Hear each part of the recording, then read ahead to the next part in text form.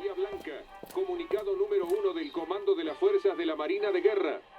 Al pueblo de toda la República, nos hemos levantado hoy en vuestra compañía contra la siniestra tiranía que ha tratado por todos los medios de ensuciar y destruir nuestra fe, nuestros símbolos y nuestra institución. Todas las fuerzas de la Marina apoyan activamente la revolución.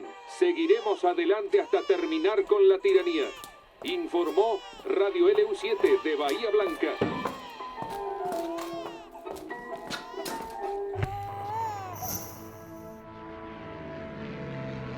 El 16 de septiembre de 1955, sectores del ejército encabezados por el general Eduardo Lonardi y Eugenio Aramburu llevaron a cabo un golpe de Estado autodeterminado, Revolución Libertadora, dejando en jaque al gobierno constitucional de Juan Domingo Perón. El movimiento comenzó con levantamientos en la Escuela de Artillería de Córdoba y otros sitios del país, como la base aeronaval Comandante Espora de Puerto Belgrano, en cercanías de Bahía Blanca. Durante los días siguientes, los enfrentamientos y las negociaciones políticas cambiaron el rumbo del país.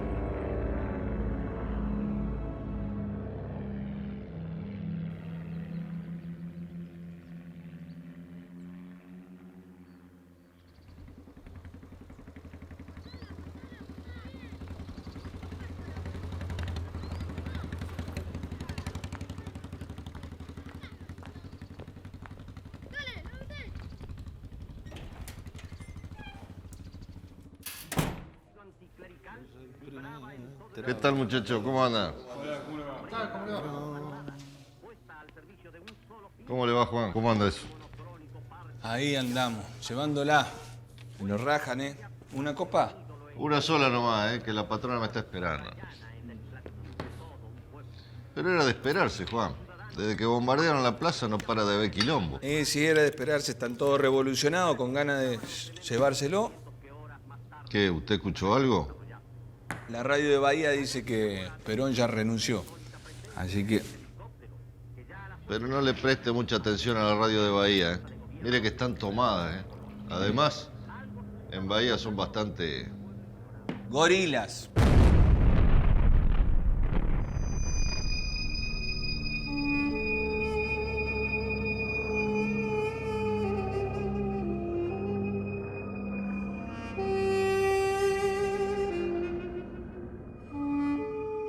Los sucesos en Río Colorado empiezan específicamente el 17 de septiembre, que es cuando acá cae la primera bomba. Más o menos a las 7 o 19, vamos a decir. Estaba en la casa materna mía, al lado, media cuadra del puente carretero, y vimos venir el Catalina por arriba de la barranca, al norte de mi casa, y dio la vuelta y se vino en picada hacia el puente. Entonces le dije a mi señora, vamos adentro porque me parece que va a bombardear. Y corrimos un poquito adentro y no, bajó hasta cerca, no muy bajo, ¿no? Y siguió por el río. Y le digo, mirá, va a ser al puente del ferrocarril. Y calculando más o menos la distancia, le digo, ya está llegando al puente. Y escuchamos la explosión.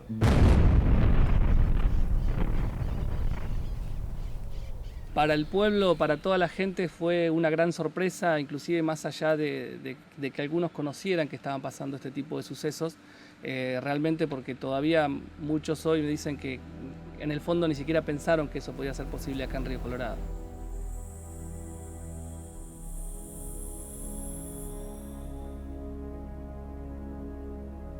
Esa primera noche se vivió un miedo muy grande y se realiza un apagón en toda la localidad. Digamos, las autoridades así lo establecen, precisamente como medida de precaución, y los propios vecinos, inclusive había vecinos encargados de controlar que en sus propias cuadras, digamos, estuviera cumplido esto del apagón.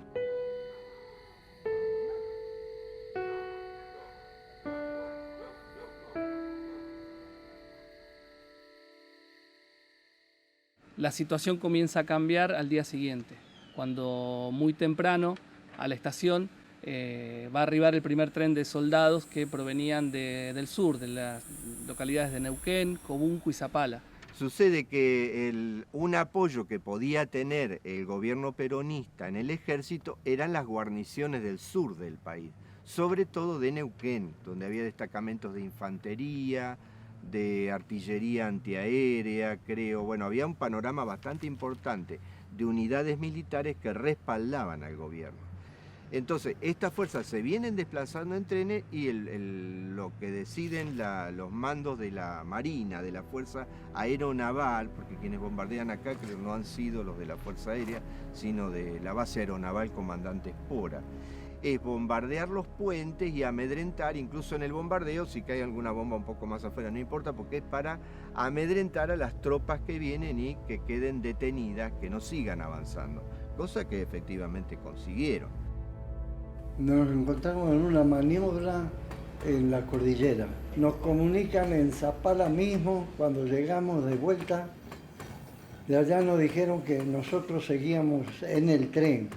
Era hacia Bahía Blanca, pero no era para ir a luchar directamente, sino para sofocar un movimiento que había iniciado la Marina.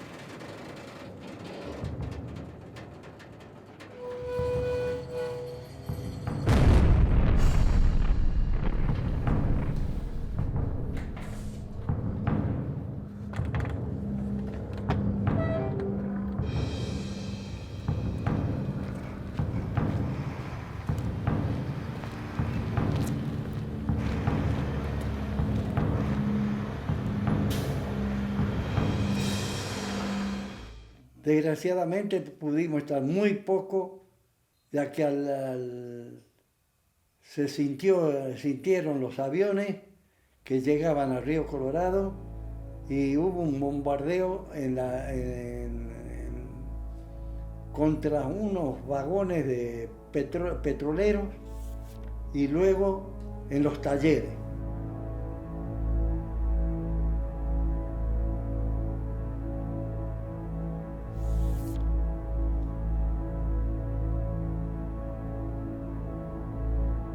Nosotros nos ordenaron bajar y en ese tiempo que nos ordenaron bajar, al mismo tiempo los jefes y oficiales que teníamos se mandaron a mudar y desaparecieron y se fueron en un camión que dónde consiguieron, cómo lo consiguieron, no sé.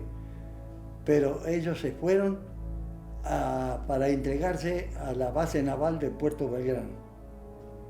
Mientras tanto quedé yo solo con toda la tropa. Yo los llevé hasta el costado izquierdo, viene a ser, de la estación. Los hice tirar, ya sentían los aviones que venían y los hice tirar cuerpo a tierra. Con la orden expresa de no levantar la cabeza, ni levantarse, ni pararse por ninguna circunstancia. Lamentablemente, cerca mío se encontraba el cabo Duret y un grupo de soldados. Cuando estaban bombardeando los aviones, en esos momentos habían largado ya una bomba, dos, no me recuerdo cuántas eran, se incorporaron y le tiraron con la carabina al avión. Mientras tanto el avión largó otra bomba, que es la que desgraciadamente lo agarró la esquila de esa bomba al cabo Duret y lo mató. Lo mismo que la onda explosiva lo agarró a los 4 soldados que murieron, más uno que era un cabo que estaba afectado de la vista, el cual gracias a Dios se salvó por milagro, porque lo llevaron a la base naval de Puerto Belgrano y allá lo curaron y volvió recuperado. A partir de ahí comenzó a ser una realidad de que Río Colorado era un punto importante dentro de los planes del levantamiento militar.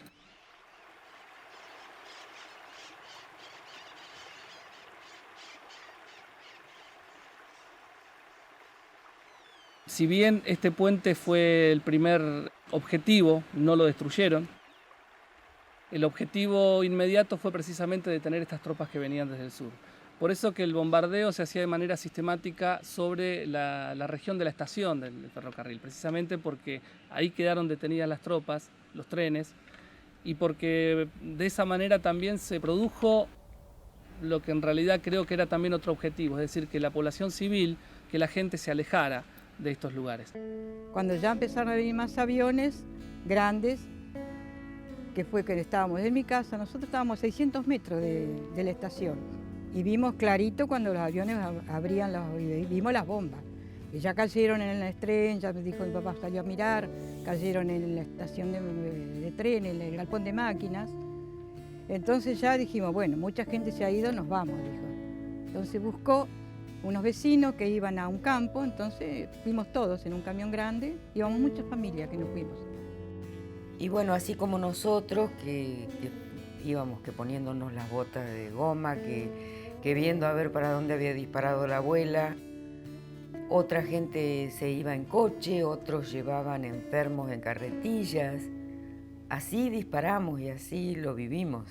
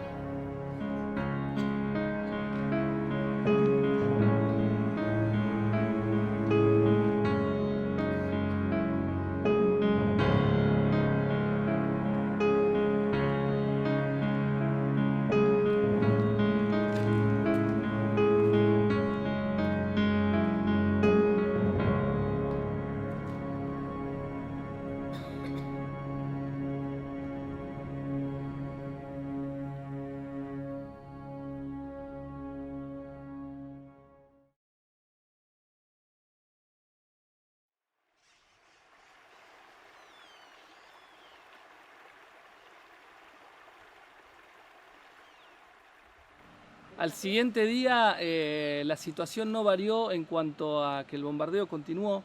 Desde muy temprano vuelve a producirse un vuelo que hace foco en la estación, digamos, descarga las bombas sobre la estación y sobre todo sobre vagones de combustible, vagones de petróleo que estaban ahí asentados.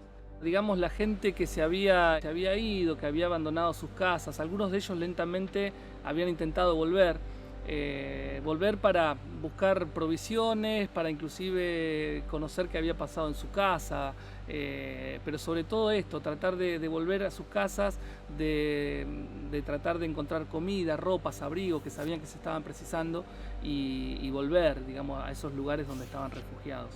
Acá el pueblo, si bien tengo también entendido que algunos vecinos más valientes se quedaron, algunos hasta tuvieron que quedarse, el pueblo fue más bien tomado por los soldados y que se distribuyeron en las casas particulares de las personas. Hay muchísimas anécdotas de personas que notaron al volver a sus casas que ahí habían estado los soldados, o habían comido, o habían pasado la noche. Yo tenía un palomar en la calle Expedicionario, ahí a una cuadra del puente. Y todos los días iba con mi hermano, íbamos a darle de comer a las palomas. Y ese primer día que fuimos, yo no tosí, mi hermano tampoco, pero uno conoce la tos de uno y de otro de la familia. Entonces nos miramos los dos y miramos a un costado y en un pozo tapado con un guardabarro de auto que había, ahí había una quinta. Había un soldado y miramos para allá, había otro, había un montón de soldados escondidos. Y bueno, conversamos con ellos y muy atentos ellos, pero temerosos siempre. Bueno, les dijimos que hicieran lo que quisieran, que había huevos, había gallinas, había pollo, había de todo en la quinta. No sé qué habrán hecho.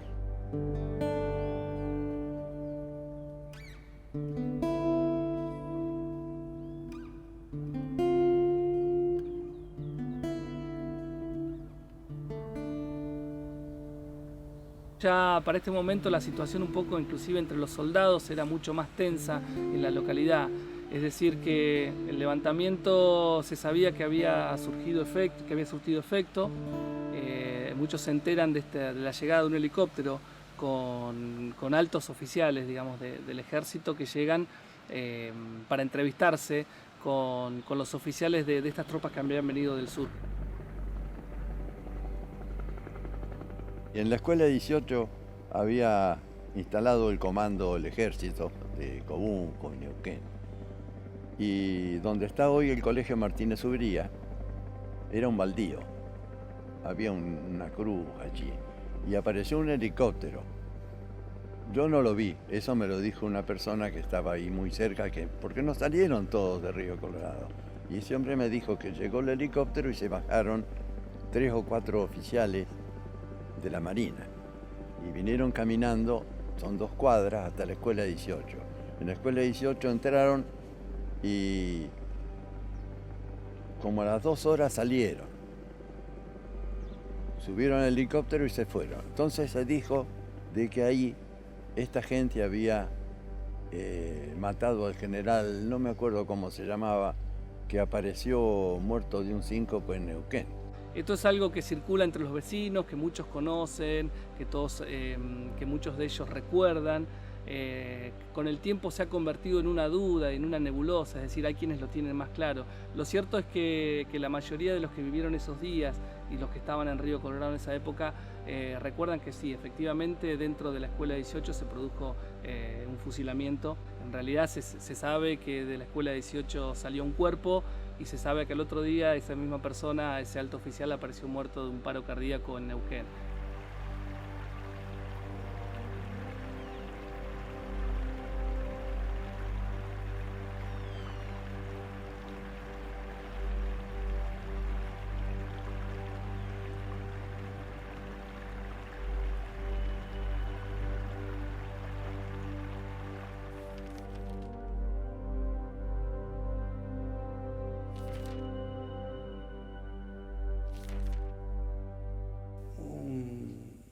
Un mayor, y no me acuerdo, y un coronel creo que era, no me acuerdo, y ordenaron que la entrega de todo el armamento que teníamos nosotros a ellos. Así que tuvimos que entregarle y quedamos sin armamento. Entonces, ahí supimos sí, que ya no teníamos nada que hacer ahí por Perón, desde el momento que había ganado la Marina. Ya conociéndose la noticia del derrocamiento definitivo de Perón, es cuando, digamos, la situación vuelve lentamente a la calma en Río Colorado. Por lo menos no se producen más bombardeos, lo cual hace que la población, si bien todavía no se anima a acercarse, algunos de ellos sí, inclusive estas personas que habían venido al pueblo a buscar provisiones, y se enteran de todo esto y saben que se dan cuenta inclusive de que el movimiento ha sido de rendición.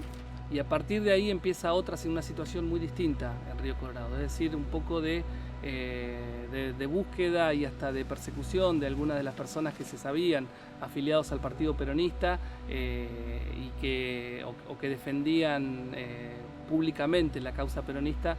Muchos de ellos inclusive fueron detenidos, fueron presos. Bueno, cuando ya creíamos que todo estaba tranquilo, ya llegó mi papá del trabajo, de noche a la casa y dijo, me tengo que ir. Pero no sabíamos por qué se tenía que ir. Después nos enteramos. Entonces preparó algo y esperamos. Nosotros ansiosos estábamos espiando a ver en qué momento llegaban los soldados. Y llegaron, ¿sí? A buscarlo. Y él, golpearon, abrimos la puerta. Preguntaron por él, si era él, la persona que buscaban, era él. Y cuando abren la puerta ven el cuadro de Perón colgado. Y dijeron que lo tenían que sacar. Lo bajaron y mi papá dijo, bueno, esto lo llevo yo, y salió. Lo que lo vi salir de él, del patio de la casa a la calle, con el cuadro de Perón abajo el brazo.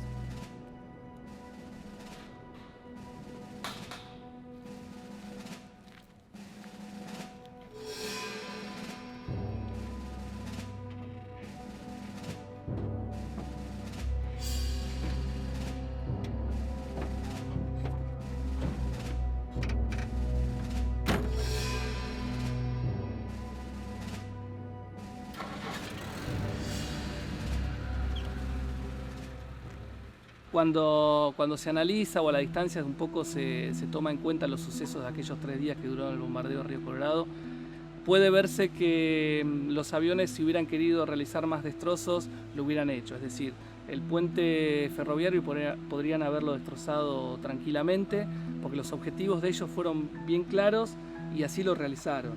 En realidad podrían haber provocado más muertes, podrían haber provocado víctimas civiles, sin olvidar de todas maneras que estaban realizando un bombardeo sobre una población absolutamente inocente, una población que en cuanto a los sucesos que estaban ocurriendo a nivel nacional, la mayoría de ellos ni siquiera estaba muy bien enterado de todo esto. Lo que sí, después de que pasaron los días, uno puede darse cuenta que los destrozos fueron generalizados precisamente sobre la estación, y la intención fue más bien provocar lo que realizaron, es decir, provocar miedo, pánico, que la gente huyera, que los soldados se detuvieran e inclusive que los soldados se plegaran al movimiento revolucionario que ellos estaban llevando adelante, porque era lo que también intentaban. Claro, las bombas las vi clarito, cómo era, hasta cómo era, me parece que hasta el color les veía. Claro, una vez que la sensación, también la pregunta, el por qué tanto. ¿Por qué era bombardear a un pueblo eso? Y esto era verdad, con cañones, con balas, con los aviones que abrían las compuertas y veíamos cuando caían las bombas. Eso te marca, no te lo olvidas nunca.